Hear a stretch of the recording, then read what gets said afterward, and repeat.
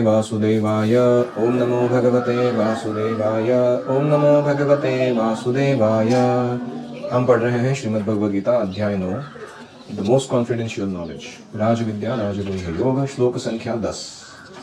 मयाध्यक्षेण प्रकृतिः सूयते सचराचरम् हेतुनानेन कौन्तेय जगद्विपरिवर्तते।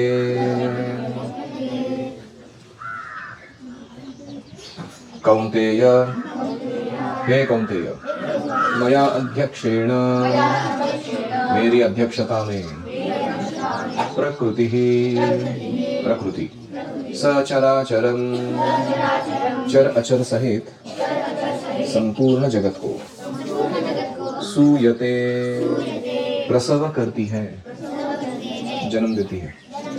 अनेन हेतुना इसी कारण से जगत विपरिवर्तते जगत पुनः पुनः उत्पन्न होता है। प्रकृति मेरी शक्ति है, मेरी अध्यक्षता में ही मेरी शक्ति कार्य करती है और मेरी कटाक्ष के कारण वे अलग अलग जीवों को जन्म देती हैं। सभी कार्यों में प्रकृति की मेरी ही अध्यक्षता है और क्योंकि ये प्रकृति चराचर जगत को प्रसव करती रहती है इसलिए जगत पुनः पुनः प्रादुर्भूत होता रहता है, प्रकट होता है फिर अप्रकट होता है, प्रकट होता है अप्रकट, चलता रहता है। हरि ओम सहना भवतु सहनौ भुनक्तु सह वीर्यं करवावहै तेजस्विनावधेतमस्तु मा विद्विषावहै। ओम शांति शांति शांतिः। भूमज्ञानतिमिरान्धस्य ज्ञानाञ्जनशलाकया चक्षुरुन्मीलितं येन तस्मै श्रीगुरवे नमः। जय श्री कृष्ण चैतन्य प्रभु नित्यानंद श्री अद्वैत गदाधर श्रीवासादि गौर भक्तवृंद। हरे कृष्णा कृष्णा कृष्णा हरे हरे हरे राम राम राम हरे हरे। हरे कृष्ण। हम देख रहे हैं ऐश्वर्य ज्ञान की पहली कड़ी में हमने देखा भगवान जगत की सृष्टि कैसे करते हैं, फिर हमने देखा वो इस जगत का भरण पोषण पालन कैसे करते हैं और उसमें हम देख रहे हैं कि कृष्ण का प्रकृति के साथ संबंध कैसा है। जीव और प्रकृति इनके साथ वो कैसे अचिंत्य भेदाभेद संबंध रखते हैं।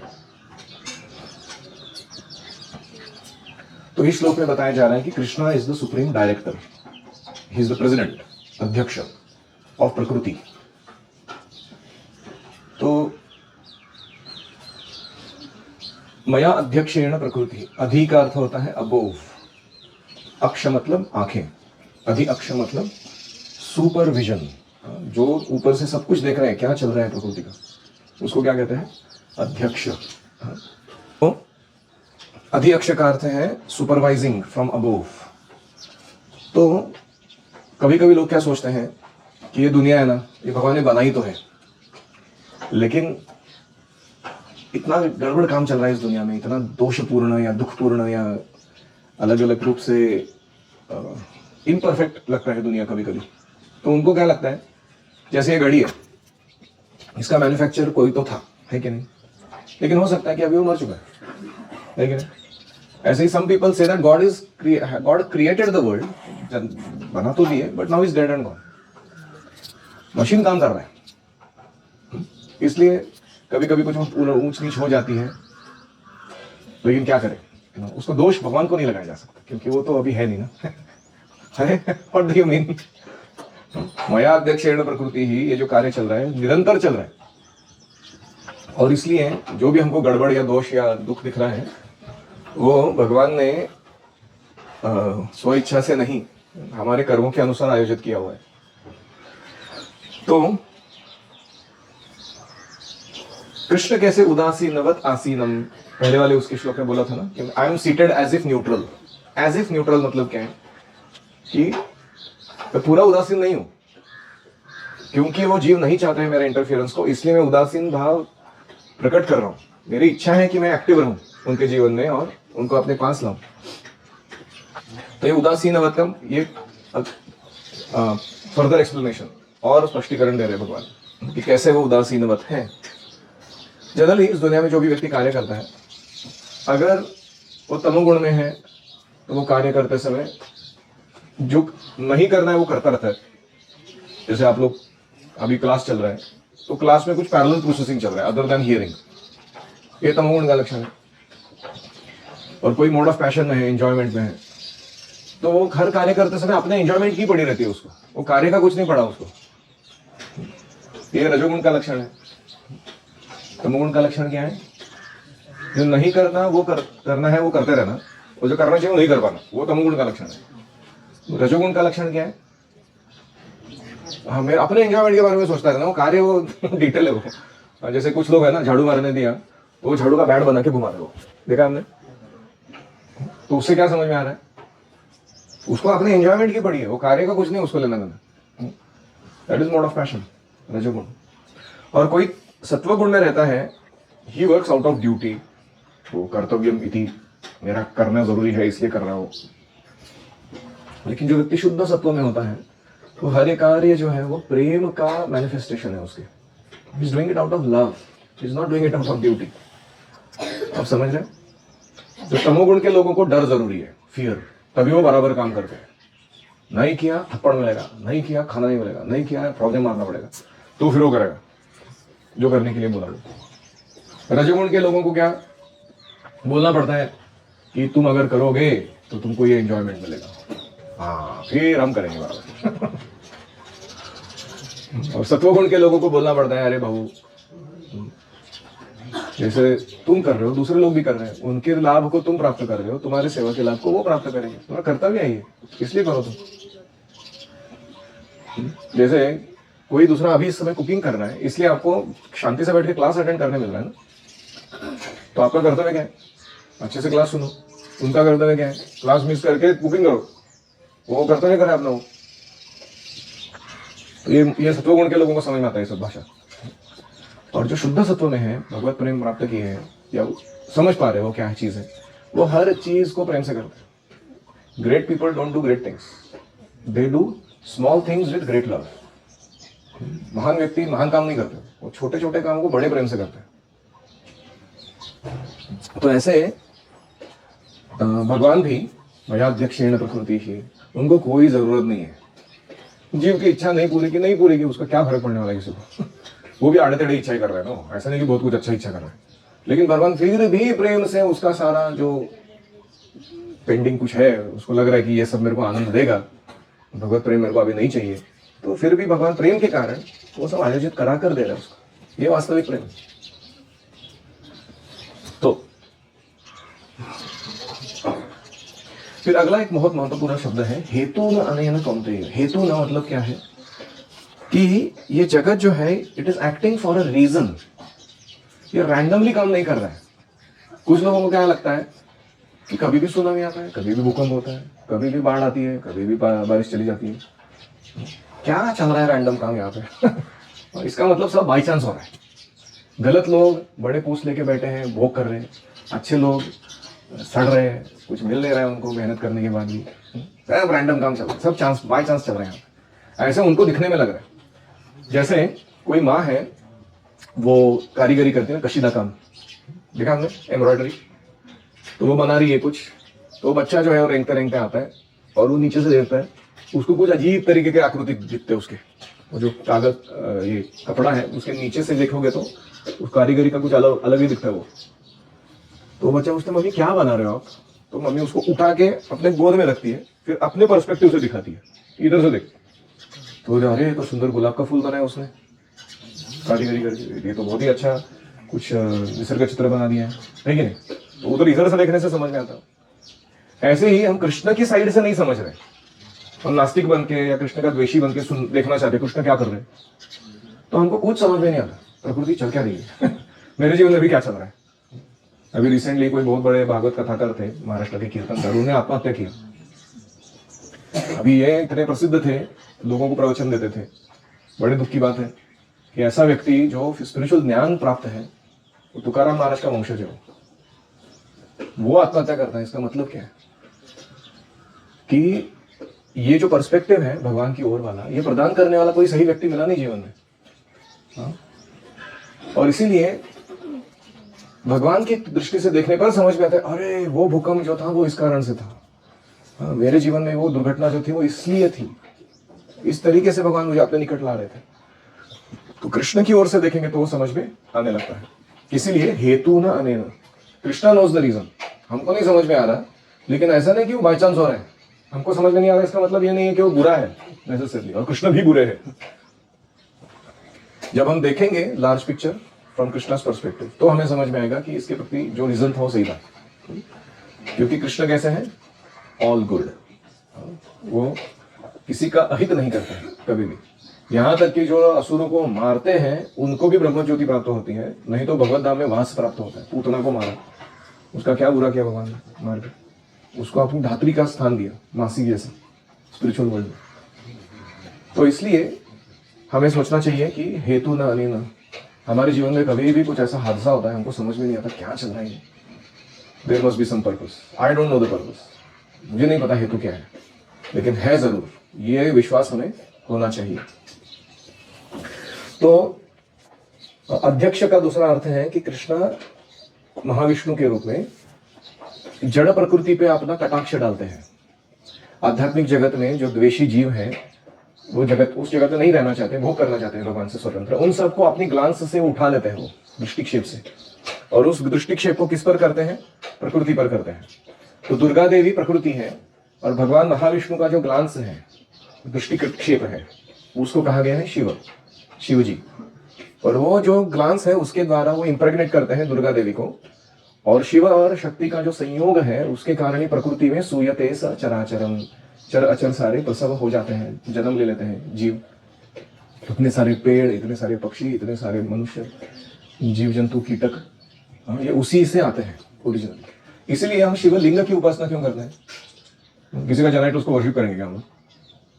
क्योंकि शिवलिंग का अर्थ है कि वह शिवजी और शक्ति का जो ओरिजिनल संयोग है, योनि और लिंग का, उसके कारण हमें भौतिक देह मिला है, ताकि हम भक्ति कर सके और भौतिक जीवन के बंधनों से मुक्त हो सके। इसीलिए उनका जो संयोग है वो बहुत पवित्र है, बहुत महत्वपूर्ण है सभी जीवों के लिए। इसलिए हम लिंग की आराधना करते हैं। तो मयाध्यक्षेण का अर्थ है कि महाविष्णु ग्लांस। उसके लिए इतना सारा एक्सप्लेनेशन मैंने दिया।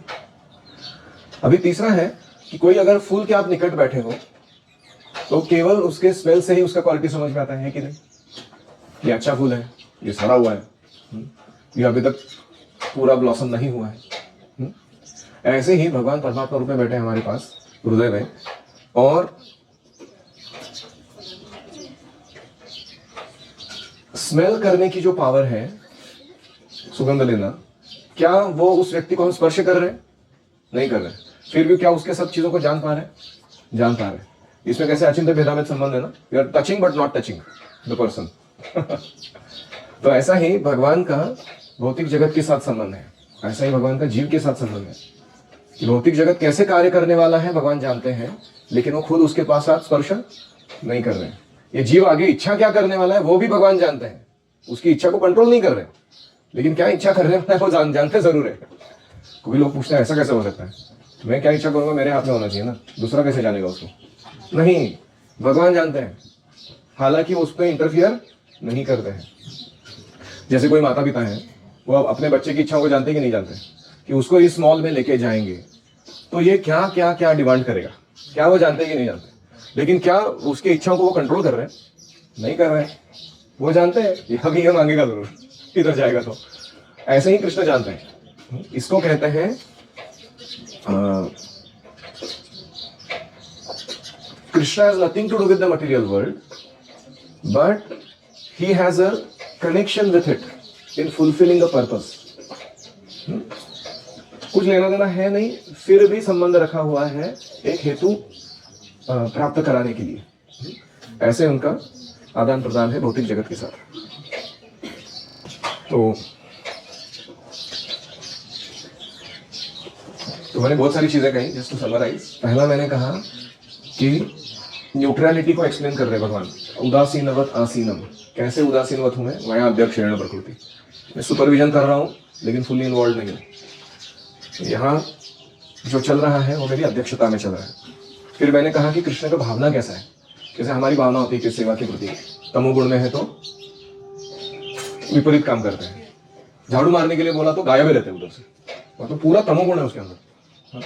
वो जाता ही नहीं वो झाड़ू मारने के लिए, झाड़ू तक पहुंचता नहीं वो आदमी। Can you believe, how can this be? पूरा झाड़ू मार 30 मिनट चला गया हो तभी भी व्यक्ति गायब है वहां से, क्योंकि उसके अंदर वो इतना तीव्र तमोगुण है कि झाड़ू और हाथ एक दूसरे के प्रति आकर्षित ही नहीं होते।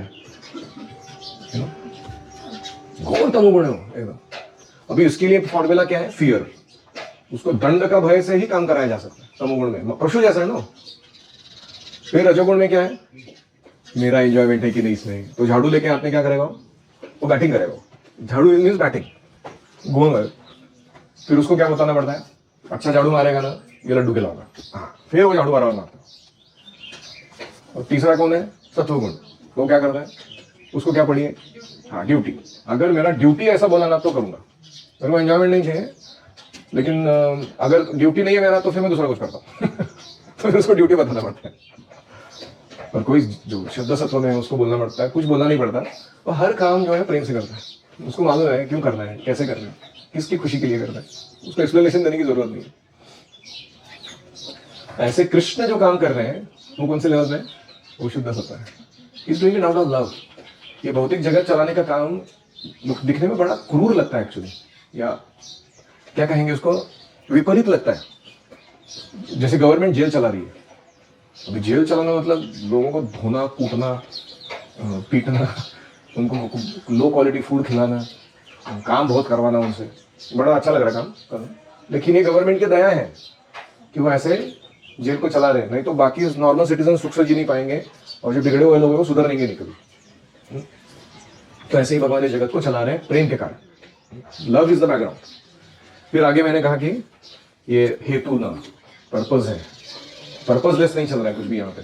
हमें नहीं पता पर्पज, इसलिए मम्मी जैसे एम्ब्रॉयडरी दिखाती हैं अपनी तरफ से, वैसे हमें उनके पर्सपेक्टिव से देखकर समझना होगा कि जगत में चल क्या रहा है। और फिर मैंने कहा कि जैसे फूल के पास रहने पर उसकी सुगंध से समझ में आता है उसकी क्वालिटी का, लेकिन हम उसका स्पर्श नहीं करते हैं, ऐसे ही जीव और प्रकृति के साथ संबंध बनाए रखते हैं भगवान निकट, लेकिन उसके कोई भी चीजों में इंटरफियर नहीं करते हैं। समझ में आया? अवजानन्ति मां मूढ़ा मानुषिं तनुमाश्रितं परं भावमजानन्तो मम भूत महेश्वरम्। मूढ़ाः अविवेकी लोग, मूर्ख, मम मेरे, मानुषिं तनुम मनुष्य आकृति का श्री विग्रह, दिखने में मनुष्य जैसा दिखता है लेकिन है वो सच्चिदानंद। आश्रितम, आश्रित, परम भावम, परम भाव को, अजानन्तः, नहीं जानकर, भूत महेश्वरम, भूत समुदाय के महान ईश्वर, माम, मुझे, अवजानन्ति, मेरी अवज्ञा करते हैं। तो मूढ़ लोग मेरे मनुष्याकृति श्री विग्रह को और मैंने उस दिव्य परा प्रकृति यानी आध्यात्मिक शक्ति के आश्रय में जो परम भाव धारण किया है उसे नहीं जानते हैं। मैं भूत समुदाय का महान ईश्वर हूं, फिर भी वो मेरी अवज्ञा करते हैं, जानबूझकर इंसल्ट करते हैं। अवजानंती, तो जानंती मतलब जानना, अजानंती मतलब नहीं जानना, अवजानंती मतलब गड़बड़ जानना, ठीक से नहीं जानना, विपरीत जान लेना चीजों को। तो अभी तक कृष्ण ने जिन बातों को कहा वह समझने के बाद हमारी बुद्धि स्थिर होनी चाहिए कि भगवान का स्वरूप सच्चिदानंद है। उनके अनुग्रह से, कृपा से सारी शक्तियां कार्य कर रही है और वे अपने शक्ति के जो कार्य चल रहे हैं उनसे वे स्वतंत्र हैं। यह हमें समझ में आना चाहिए। कभी कभी जड़ जगत में जब हम भगवान के अवतारों को देखते हैं तो वो उनकी कृपा या शक्ति का प्रभाव है। ऐसा नहीं कि वो प्रकृति के अधीन हो गए हैं, वे जड़ प्रकृति के कार्यों से अतीत हैं, उनके परे हैं। इसलिए वे चैतन्य स्वरूप है और उसी स्वरूप में वो इस भौतिक जगत में गोचर होते हैं, प्रकट होते हैं, हमारी इंद्रियों के सामने आते हैं।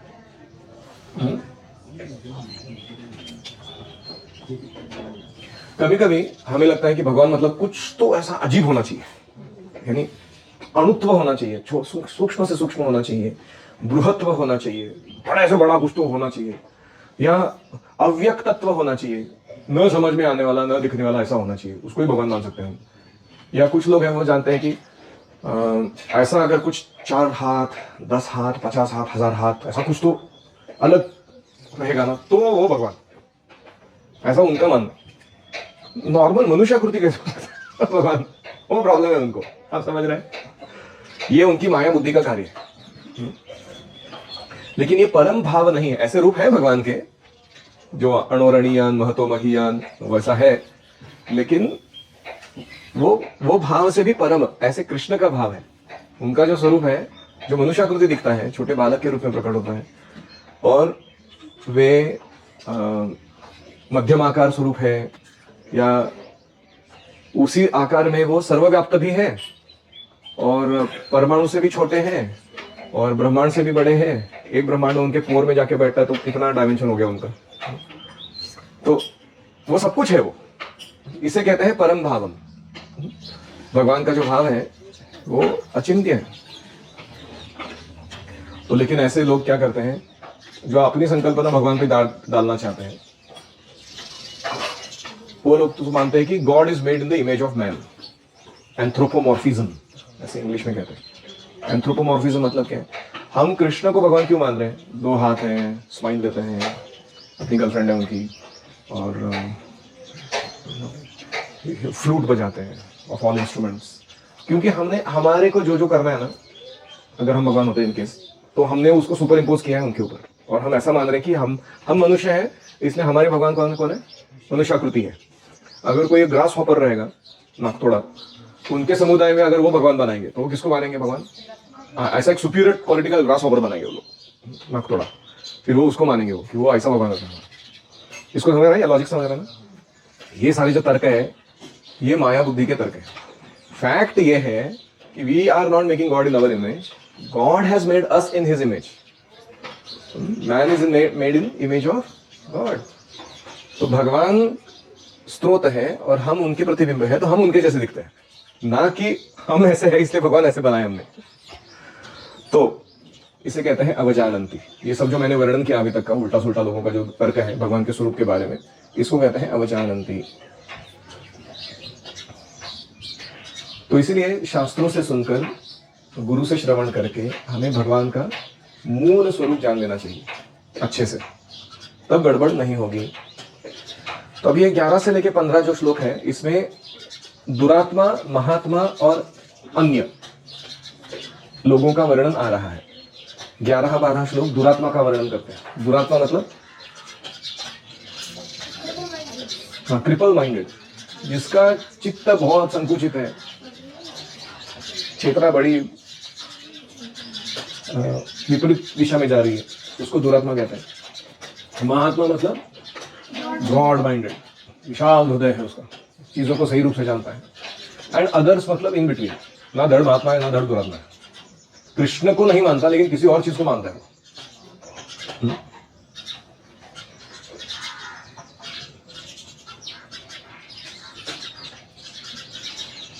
और 15वां श्लोक में इनका वर्णन आएगा। 11-12 श्लोक में दुरात्मा, 13-14 श्लोक में महात्मा, 15वें श्लोक में अदर्स, अन्य। ये अन्य में कौन कौन आते हैं? एकत्वेन पृथक्वेन बहुधा विश्वतोमुखम। मोनिस्ट्स एकत्ववादी, पृथक्वेन यानी डेमिगॉड वर्शिपर्स, देवताओं के उपासक, और तीसरा है विश्वतोमुखम, विराट रूप की आराधना करने वाले लोग। तो ये 3 को अन्य कहा गया है।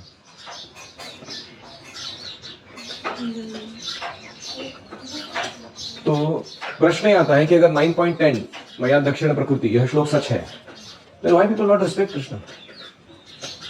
इतने अगर बड़े हैं भगवान, तो उनका आदर क्यों नहीं करते लोग कुछ? तो उसका कारण इस श्लोक में वो दे रहे हैं, अवजानन्ति माम मूढ़ा।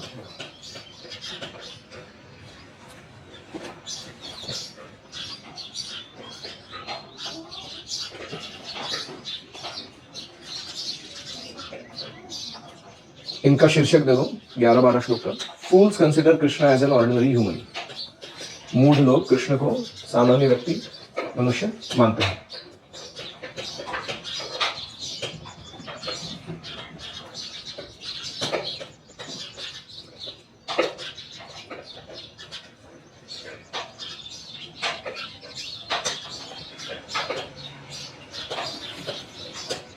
प्रभात का परपोर्ट इतना लंबा है ना, जोरदार एकदम।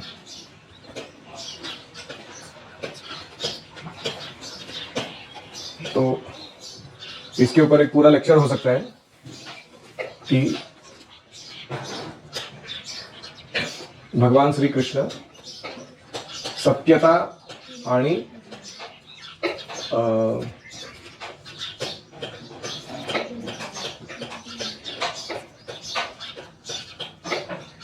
असत्यता, भगवान के बारे में सही जानकारी या गलत जानकारी, दोनों साइड इसमें बहुत सारा आता है। प्रभुपाद जी तात्पर्य का शुरुआत करते हैं। पहला कहता है कि ऐसा व्यक्ति जो पूरे इस विराट सृष्टि का रचना कर रहा है, उसको मेंटेन करा रहा है, चला रहा है और फिर उसको नष्ट करा रहा है, वो क्या ऑर्डिनरी ह्यूमन बीइंग हो सकता है? तो वो सामान्य मनुष्य हो सकता है। तो इसलिए ब्रह्म संहिता कहती है ईश्वर परम कृष्ण सच्चिदानंद विग्रह। तो बहुत सारे ईश्वर है, लेकिन कृष्ण जो है वो महा ईश्वर के भी ईश्वर है। महा ईश्वर कौन है? Mahavishnu. Is the controller of everything in the material world. उनके भी बॉस कृष्ण है। ऐसा जो नहीं जानता कृष्ण को वो अवजानंती, वो मूर्ख है। फिर उसके बाद प्रभुपाद लिखते हैं material bodies can not perform wonderful acts. भौतिक शरीर से अद्भुत कार्य संपन्न नहीं हो सकते। दिव्य शरीर होना चाहिए, तभी ऐसे कार्य संपन्न हो सकते हैं जो भगवान करा रहे हैं। भगवान की शरीर को मानुष्यम कहा गया है क्योंकि वो मनुष्य जैसे कार्य करते हुए लगते हैं। लेकिन जैसे अर्जुन का मित्र बनना या कोई राजनीतिज्ञ बन के कुरुक्षेत्र जैसे युद्ध में भाग लेना, ये लगने में लगता है कि मनुष्य जैसे कार्य है। लेकिन ये जानना जरूरी है कि कृष्ण का शरीर सच्चिदानंद है और वे कभी भी इन कार्यों में भाग लेते समय भौतिक रूप से कार्यरत नहीं है। तो प्रभुपाद जी बहुत सारे उपनिषद कोट करते हैं। पहला करते हैं सच्चिदानंद विग्रह ब्रह्म संहिता, फिर आगे लिखते हैं सच्चिदानंद रूपाय कृष्णाय, यह है गोपाल तापनी उपनिषद। फिर आगे कोट करते हैं तमेकम गोविंदम सच्चिदानंद विग्रहम, यह भी गोपाल तापनी उपनिषद का है। यह बताने के लिए कि उपनिषदों के माध्यम से हम जान सकते हैं कि हम कृष्ण के साथ डील कर रहे हैं, कोई सामान्य मनुष्य नहीं है। तो अभी प्रश्न आता है, अरे उपनिषद कह रहे हैं, कृष्ण स्वयं कह रहे हैं, हम उनकी लीलाओं से भी जान पा रहे हैं कि कृष्ण ऑर्डिनरी नहीं है, तो फिर लोग क्यों ऐसा मानते हैं? तो प्रभुपाद जी कहते हैं there are many so-called scholars and commentators who deride Krishna as an ordinary man. लोकवत लीला कैवल्य, क्योंकि लोग सामान्य लोगों जैसी लीला करते हैं भगवान, इसलिए लोग क्या सोचते हैं कि सामान्य मनुष्य है। Specially childhood pass times of Krishna, butter thief या चोरी करना, लोगों का लगता है क्या है, छोटे बच्चे से काम करना। कुछ लोग क्या सोचते हैं, पहला सोचते हैं कि कृष्ण इज ऑर्डिनरी पर्सन, दूसरा they think he is an extraordinary person, extraordinary man, असामान्य मानव है वो। क्यों असामान्य है वो? क्योंकि उन्होंने ना पूर्व जन्म में ना बहुत अच्छे कर्म किए थे ना, इसलिए वो अच्छे भगवान जैसे दिखने लगे, वो मतलब भगवान जैसे वो कार्य करने में सक्षम हो गए, ऐसे कुछ लोग मानते हैं। Because he gets body in the mode of goodness although he is impersonal, इसलिए वो अच्छे कार्य करके दिखा रहे हैं, ऐसा उनका कहना है। कुछ लोग कहते हैं कि कृष्ण ने पिछले जन्म में ना बहुत तपस्या की थी, बहुत अच्छे कर्म किए थे, इसलिए इनके अभी क्वालिटीज बहुत अच्छे हो गए। This is why he become extraordinary man again, वो असामान्य मनुष्य बन गए। फिर तीसरे हैं कि जो लोग समझते हैं कि कृष्ण की जो कॉन्फिडेंशियल एक्टिविटीज है जो उनको समझ में नहीं आ रहे, वो उनको लग रहा है कि कोई प्रियकर प्रेयसी जैसे काम चल रहे हैं, या बच्चे को चोरी करने के काम चल रहे हैं, या झूठ बोलने के काम चल रहे हैं, ये सारे हमारे जैसे ही है। Because they do not know that Krishna has so many transcendental qualifications, they deride him. Krishna के दिव्य गुणों के बारे में उन्हें पता नहीं है, इसलिए वे उनका अपमान करते हैं। I think we'll take this another time. Srila Prabhupada की जय। ओम हरे कृष्णा कृष्णा कृष्णा हरे हरे, हरे राम राम राम हरे हरे, हरि ओम तत्सत।